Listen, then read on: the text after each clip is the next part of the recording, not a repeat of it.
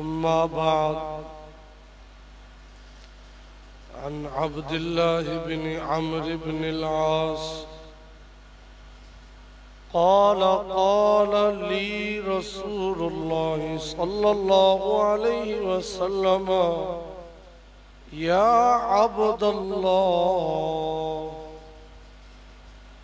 ألم أخبر أنك تصوم النهار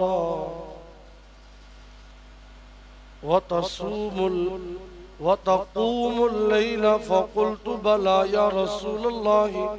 قال فلا تفعل، صم وأفطر وقم ونم، فإن لجسدك عليك حقا وإن لعينك عليك حقا وإن لزوجك عليك حقا وإن لزورك عليك حقا.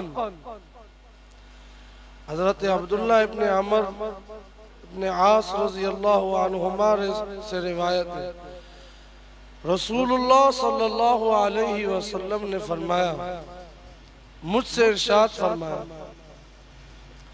جب بھی پیارے نبی علیہ السلام کا نام ہے صلی اللہ علیہ وسلم، پہلے بھی آپ سے گزارش کی،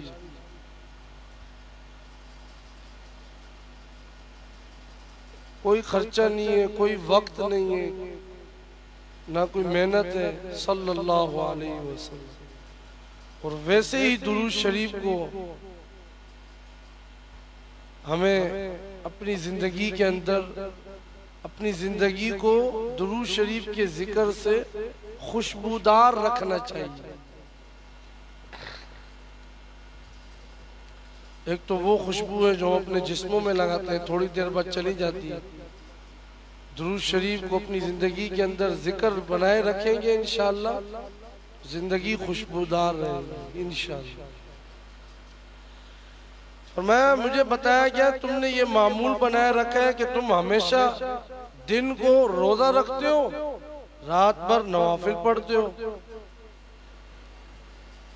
یہ صحابی ہے، ان سے پوچھا، دن بھر روزہ رکھتے ہو، رات کو نوافل، پوری رات ہر روز ایسا کرتے ہو؟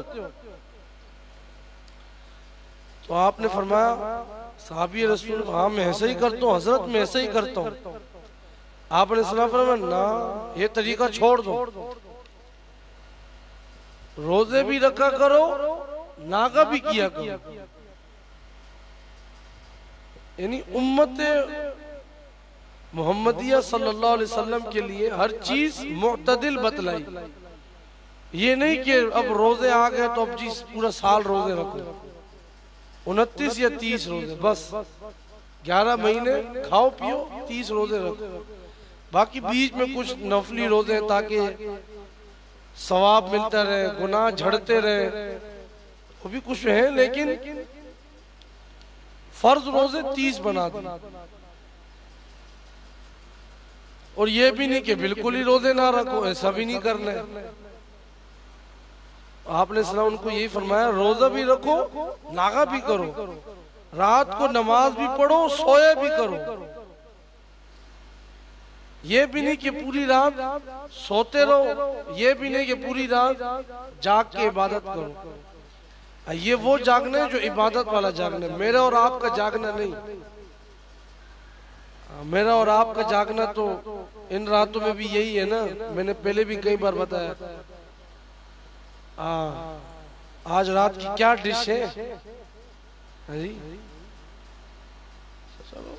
چلو چکن کا کیا کیا ہے، اس کا کچھ کیا ہے نا اس کا، چلو آج پھر وہی کریں گے. پھر 1.5 گھنٹہ پوری فیملی بیٹھتی ہے دسترخوان پہ، کیا ہے جی؟ تاک رات ہے، کھانے پینا، پھر گپ شپ. وہ فلانی جو وہ ہے نا کزن، اس کے گھر میں ایسا ہوا ہے، فلانا جو تھا نا اس نے تو آج ہی بازار گیا تھا لیکن اس کو بھگا دیا وہاں سے، بازار بند ہو رہے، کیا کیا؟ پھر یہی گپے اور 2 گھنٹے اس پہ لگا دیے. کتنی غیبتیں ہوئی، کتنی فضول باتیں ہوئی. تو جاگنا یہاں پہ وہ مراد ہے، رات کو نماز بھی پڑھا کرو اور سویا بھی کرو. پھر آگے فرمایا بڑی خوبصورت بات، نبی علیہ السلام کس قدر حکیمانہ باتیں فرماتے تھے. فرمایا تمہارے جسم کا بھی تم پر حق ہے، اتنی اجازت نہیں ہے کہ تم جسم پر حد سے زیادہ بوجھ ڈالو. تمہاری آنکھ کا بھی تم پر حق ہے کہ اس کو سونے کا موقع دو، یہ آنکھ کا حق ہے.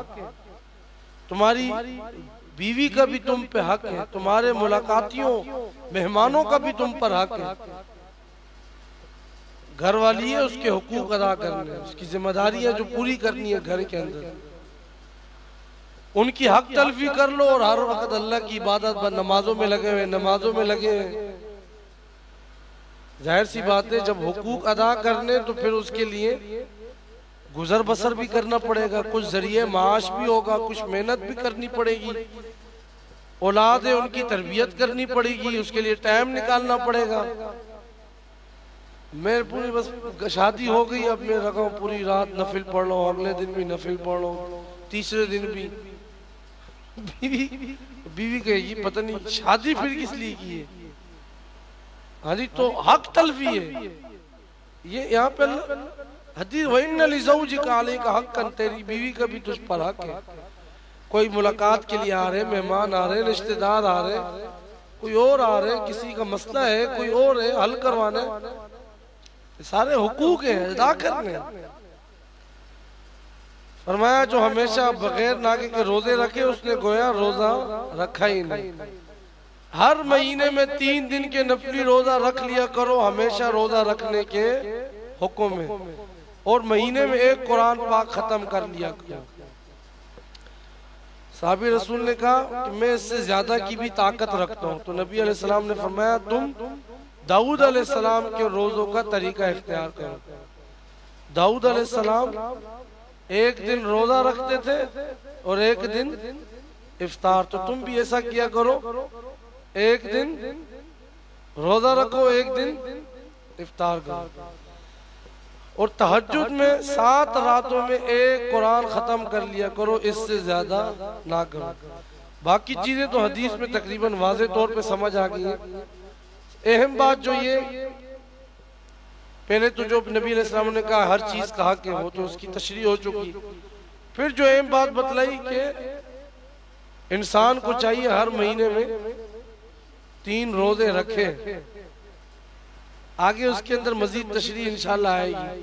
اور اسی طرح اس کو چاہیے کہ ہر مہینے میں 1 قرآن، یہاں تو حکم ہے تہجد میں کوشش کریں، تہجد بہت بڑا عمل ہے، ورنہ کم از کم تو 1 قرآن مکمل ہونا ہی چاہیے، ہماری تلاوت میں مکمل ہو جائے.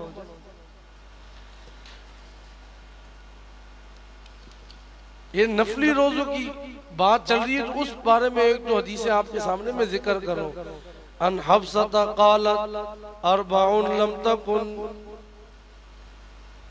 حضرت حفصہ رضی اللہ تعالیٰ عنہ سے روایت ہے 4 چیزیں وہ ہیں جن کو رسول اللہ صلی اللہ علیہ وسلم کبھی نہیں چھوڑتے تھے. نمبر 1 عاشورہ کا روزہ. عاشورہ یعنی 10 محرم. نمبر 2 ذی الحجہ یعنی 10 ذی الحجہ یعنی 1 ذی الحجہ سے 9 ذی الحجہ تک کے روزے. نمبر 3 ہر مہینے کے 3 روزے. نمبر 4 فجر سے پہلے کی 2 رکعتیں کبھی نہیں چھوڑتے تھے. کتنی اہمیت ہے ہاں جی. اور ہم تو گھر سے نیت کر کے نکلتے اتنے بجے نماز ہے، پہنچ جائیں گے سلام پھیرنے سے پہلے تو پہنچ ہی جائیں گے. امام صاحب 10 منٹ تو لگاتا ہی ہے. ہاں وہ فجر کی 2 رکعتیں وہ سنتیں کہاں گئی. شریعت نے زیادہ مکلف ہمیں نہیں بنایا ہے جتنی ہماری استطاعت ہے کہ جمعہ میں اتنا پہلے پہنچ جاؤ امام کے آنے سے پہلے، تاکہ جو ہے اگر کوئی بیان ہے وہ سن لو، کچھ سنتیں پڑھ لو، کچھ نفل پڑھ لو، کچھ تلاوت کر لو، اس کے بعد خطبہ سنو، اس کے بعد جمعے کی نماز پڑھو، تاکہ تمہیں وہ ثواب جو ملنا اللہ پاک دینا چاہ رہے وہ لے سکو. فجر میں بھی یہ حکم کہ پہلے پہنچ جاؤ، کچھ تلاوت کر لو، 2 رکعتیں پڑھ لو، سنت پڑھ لو. اس کی کتنی اہمیت ہے. تو بہرحال اس میں بھی یہی بتایا کہ ہر مہینے کے 3 روزے، لیکن یہ فرض واجب نہیں ہے، یہ ذہن میں رکھنا ہے۔ عن ابی ذر قال قال رسول اللہ صلی اللہ علیہ وسلم یا ابا ذر اذا صمت من الشهر 3 ایام فصم 13 و14 و15۔ حضرت ابو ذر غفاری رضی اللہ تعالیٰ عنہ سے روایت ہے، رسول اللہ صلی اللہ علیہ وسلم نے فرمایا، مجھ سے فرمایا اے ابو ذر جب تم مہینے کے روزے رکھو نا 3 روزے، تو 13ویں 14ویں 15ویں کے روزے رکھ لیا کرو۔ اسے کون سے روزے کہا جاتا ہے؟ 13 14 15 کے روزوں کو کون سے روزے کہا جاتا ہے؟ ایام 20 اور یہ چاند کے حساب سے ہر مہینے کی اسلامی تاریخ 13 14 15 اس کو رکھ لینے چاہیے۔ یہاں تک جتنی بھی حدیثیں آئی ہیں، جو بات آپ کے سامنے ہوئی ہے، اس سے معلوم تو یہ ہوا کہ ہر مہینے میں اگر 3 نفلی روزے رکھے تو اللہ کا جو قانون ہے کہ مہینے کے 30 روزے رکھنے کے ثواب کا وہ کیا ہو جائے گا؟ مستحق بن جائے گا۔ کیوں؟ کیونکہ اللہ پاک ایک نیکی پہ 10 نیکیوں کا ثواب دیتے ہیں۔ ایک روزہ رکھا 10 روزوں کا ثواب، 2 20 3 30، 3 روزے ہر مہینے میں آگئے۔ اب یہاں پہ یہ بات بھی ہوئی کہ نبی علیہ السلام کچھ اہم دینی مسائل کی وجہ سے ان تاریخوں کی پابندی نہیں کیا کرتے تھے، لیکن حکم یہ دیا، بتلایا یہ کہ تم ایسا کرو کہ 3 نفلی روزے رکھ لیا کرو 13 14 اور 15 کی۔ یہ نبی علیہ السلام نے فرمایا۔ اوپر جو حدیث ذکر ہوئی اس میں یوم عاشورہ کی بھی فضیلت کا جو ہے وہ بیان ہوا ہے، اس کے متعلق بھی ایک حدیث میں ذکر کر دیتا ہوں۔ عن ابن عباس ان رسول اللہ صلی اللہ علیہ وسلم قدم المدینہ فوجد الیہود صیاما یوم عاشورہ فقال لهم رسول الله صلى الله عليه وسلم ما هذا اليوم الذي تصومونه فقالوا هذا يوم عظيم انجى الله فيه موسى وقومه وغرق فرعون وقومه فصاموا موسى شكرا فنحن نصوم۔ یہ آگے بھی اس حدیث میں موجود ہے۔ حضرت عبداللہ ابن عباس رضی اللہ تعالیٰ عنہ سے روایت، رسول اللہ صلی اللہ علیہ وسلم مکہ سے ہجرت فرما کر مدینہ آئے، آپ نے دیکھا یہودی 10 محرم کا روزہ رکھتے ہیں۔ آپ نے ان سے دریافت کیا یہ کیا خاص دن ہے، کیوں رکھتے ہو، کیا اہمیت ہے، کیا خصوصیت ہے؟ انہوں نے کہا ہمارا یہ بڑی عظمت والا دن ہے، اس میں اللہ تعالیٰ نے موسیٰ علیہ السلام اور ان کی قوم بنی اسرائیل کو نجات دی تھی۔ وہ جو بار بار خلاصے میں بھی تذکرہ ہے، بنی اسرائیل کو نجات ملی اور فرعون اور اس کے لشکر کو اللہ نے غرقاب کر دیا۔ تو موسیٰ علیہ السلام نے اس انعام کے شکر میں اس دن کا روزہ رکھا تھا، اس لیے ہم بھی ان کی پیروی میں اس دن روزہ رکھتے ہیں۔ رسول علیہ السلام نے فرمایا اللہ کے پیغمبر موسیٰ علیہ السلام سے ہمارا تعلق تم سے زیادہ ہے، تم تو کچھ کتابوں کو مانتے ہو کچھ کو نہیں، ہم تو ہر کتاب کو مانتے ہیں، ہر نبی کو مانتے ہیں، یہ تو فرق ہے ہمارے تمہارے میں، ہم زیادہ حقدار ہیں۔ پھر رسول علیہ السلام نے خود بھی عاشورہ کا روزہ رکھا اور امت کو بھی اس دن کے روزے رکھنے کا حکم دیا۔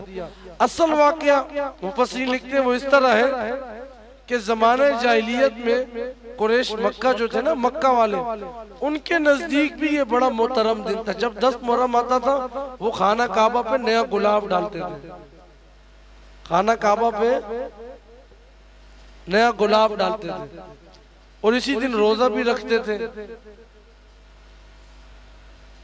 اور وہ حضرت ابراہیم علیہ السلام یا اسماعیل علیہ السلام، کیونکہ وہ ملت ابراہیمی کی نسبت سے کچھ اچھے کام کرتے تھے تو ہو سکتا ہے ان کو کوئی بات پہنچی ہو اس حوالے سے۔ اچھا، آپ قریش کے ساتھ عاشورہ کا روزہ رکھتے تھے، دوسروں کو حکم نہیں دیتے تھے نبی علیہ السلام۔ جب مدینہ آئے یہاں پہ دیکھا تو پھر آپ نے جب ان سے دریافت کیا، پھر امت کو حکم دیا کہ جی تم لوگ کیا کرو، 10 محرم کا روزہ رکھا کرو۔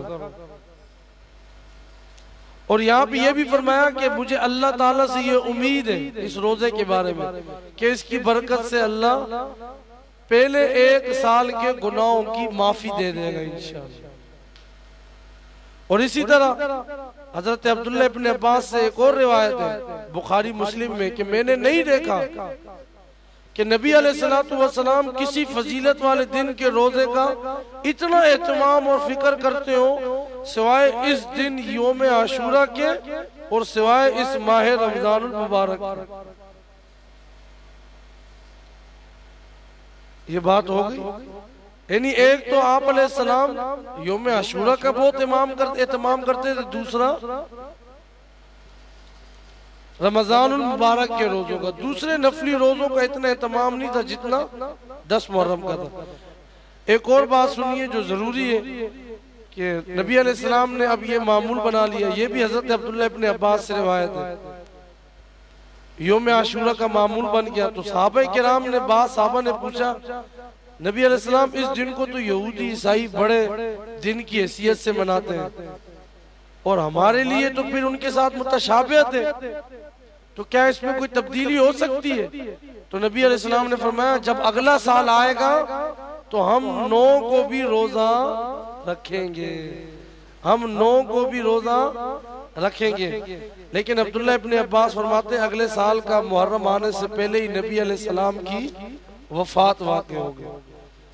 تو اب کیا مطلب ہوا کہ آئندہ ہم 10 کے ساتھ 9ویں کا بھی کیا کریں گے؟ روزہ رکھیں گے۔ اور اسی طرح بعض نے یہاں پہ یہ بھی لکھا ہے کہ اگر 9 کو نہ رکھ سکا تو 10-11 کا رکھ لیا جائے، 10-11 اگر بہت زیادہ مجبوری ہے 9-11 کو کوئی سفر پہ نہیں رکھ سکتا ہے تو صرف 10 کا بھی رکھ لے تو انشاءاللہ اللہ پاک ثواب عطا کریں گے۔ لیکن مشابہت سے بچنے کے لیے 9-10 یا 10-11 کا روزہ دونوں رکھ لینے چاہیے تاکہ ان کی مشابہت سے بچ جائے۔ اللہ کریم عمل کرنے کی الحمدللہ۔